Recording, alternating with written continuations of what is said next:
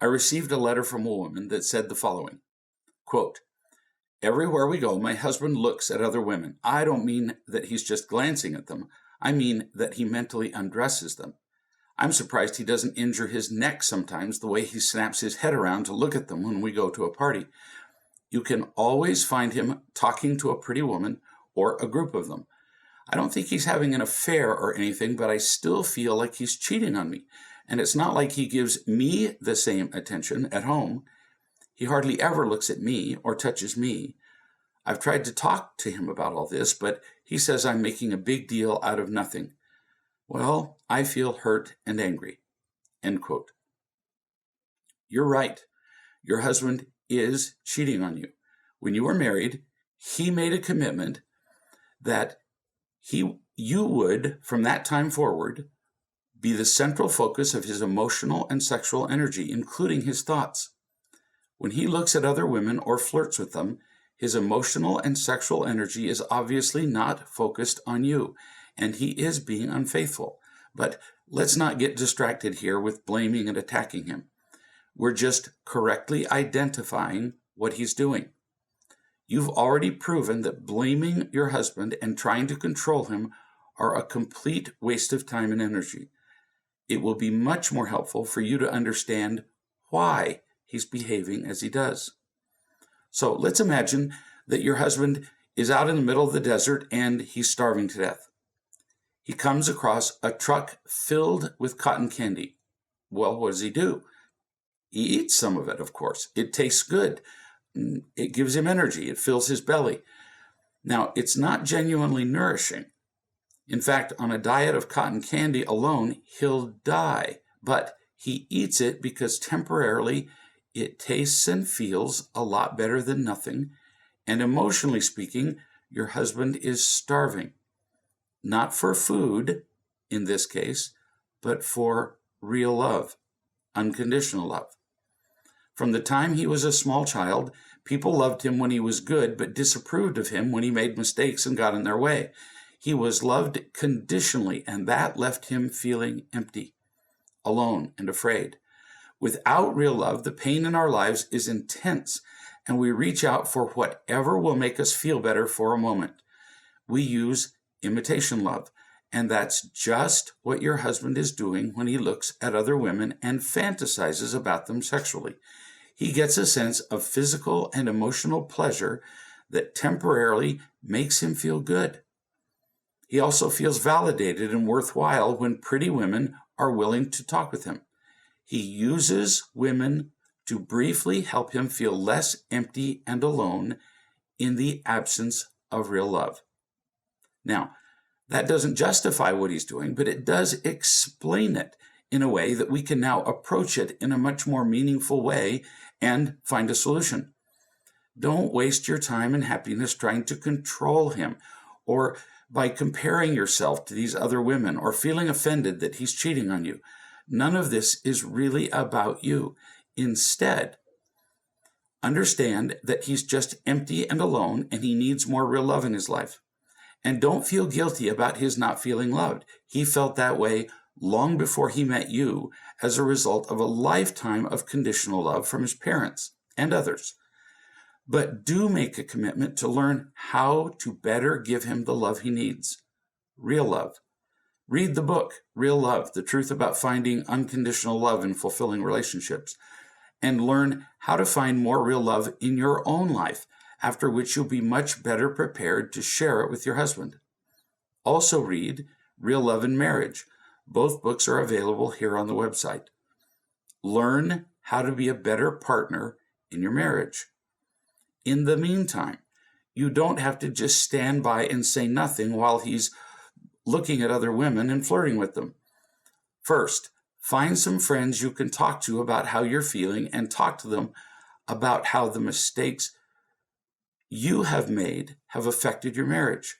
Hopefully, these are the kind of friends who will have some understanding of the principles of real love, people who will help you see your behavior clearly, not who will be critical of your husband, which won't help anybody at this point. Describe the getting and protecting behaviors you use with him, like anger and acting like a victim.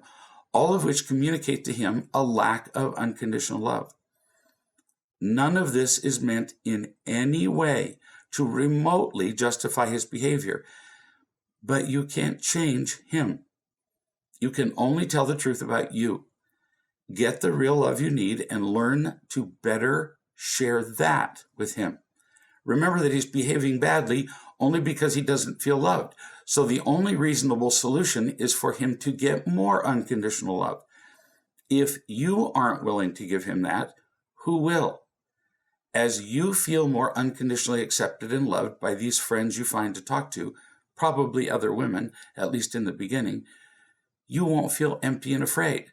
And then you'll be able to talk to your husband about his behavior without being angry and demanding.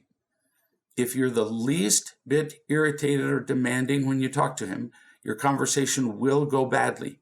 And you don't really need another awful conversation, do you? Tell your husband that you've come to realize that what he's always needed from you most is unconditional love, and you have not done a great job of loving him in that way.